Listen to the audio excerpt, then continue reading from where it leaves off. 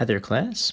Jeff here. Today, we're learning how to multiply a decimal number by a one-digit number. The perfect example for this idea here is thinking about 2 quarters. Now, a quarter is 25 cents. That means 25 hundredths. It's like 25 pennies. We normally carry this around as quarters, 25 cents. Now, if I have 2 quarters, I know that means I have 50 cents. I bet a lot of you know that as well. That's because 25 cents times 2 equals 50 cents. That means I have 2 quarters. But another way to think about that is that I've multiplied 25 cents times 2. So I'm going to go ahead and back up a little bit here and show you what that multiplication looks like. To begin with, I'm going to multiply 2, that's my multiplier there, by every number here in the multiplicand. So to begin with, I'm going to multiply 2 times 5. What is 2 times 5? Well, 2 times 5 is 10. So that would be a 1 and a 0. Next, I need to multiply 2 times 2. Well, 2 times 2 is 4, plus 1 is 5. So there's my answer. Now you'll notice that what I just did was multiply like normal. It was like multiplying a decimal by a one-digit number was just like multiplying any other number. But there's a decimal here. So this is not like any other multiplication problem. And I know that 25 cents times 2 is 50 cents. So I need to put a decimal here in front of my answer. So something's a little bit different here. And what we're going to point out is that there are 2 numbers in my math problem here after a decimal. And there are 2 numbers in my answer after a decimal. And that brings us to the rule for multiplying decimal numbers. The rule for multiplying decimal numbers is to multiply like normal. That's what we did first. And then count the number of decimal places in the factors. So take a look up here. Here's the factors.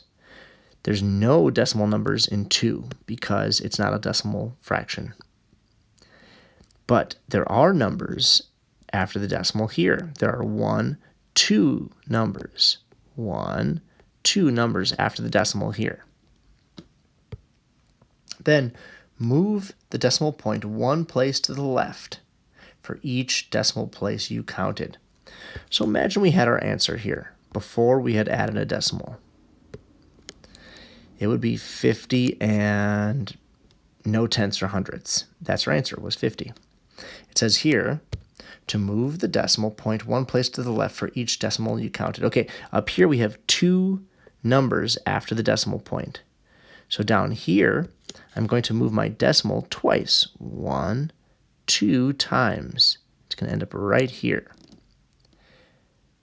That's my answer, 50 cents. My answer is not 50. That'd be like $50. That's like saying 25 cents times 2 equals $50. 2 quarters does not equal $50. I wish it did, but it doesn't. So the rule is multiply like normal. Count the number of decimal places in the factors up here, and then move the decimal point 1 place to the left for each decimal place you counted in your answer down here. 2 after the decimal up here, move the decimal 2 times down here. Let's practice with another example.